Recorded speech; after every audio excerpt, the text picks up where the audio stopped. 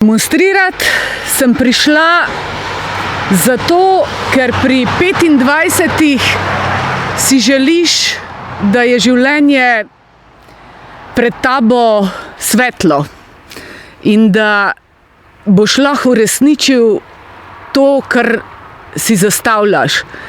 Takratna Jugoslavija nam tega ni omogočala. Zapirala je meje, ven nismo mogli. Jaz sem študirala arhitekturo, končevala študij in hlepeli smo po odprtju države.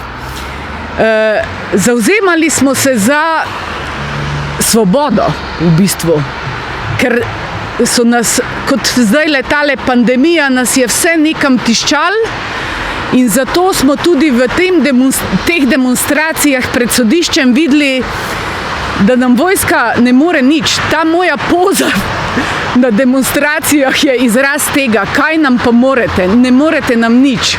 Mi imamo mladost in svoje ideale pred sabo. Če pa to prevedem v to obdobje zdajle,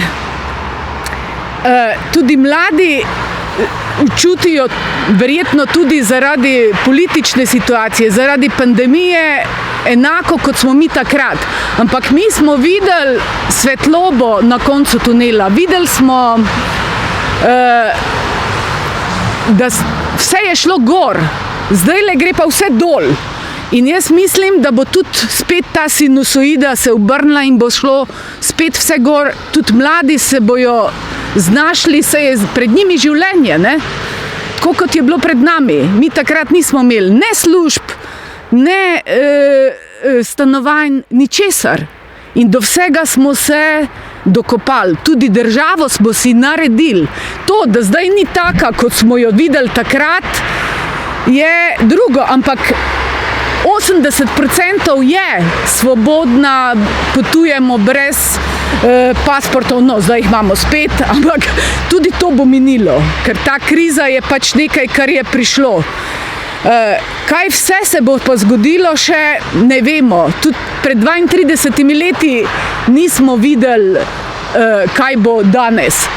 Tako da pri vsej stvari splača se boriti za boljši jutri.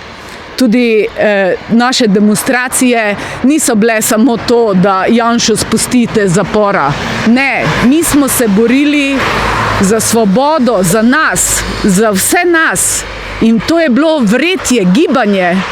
Vsi smo si prizadevali k temu.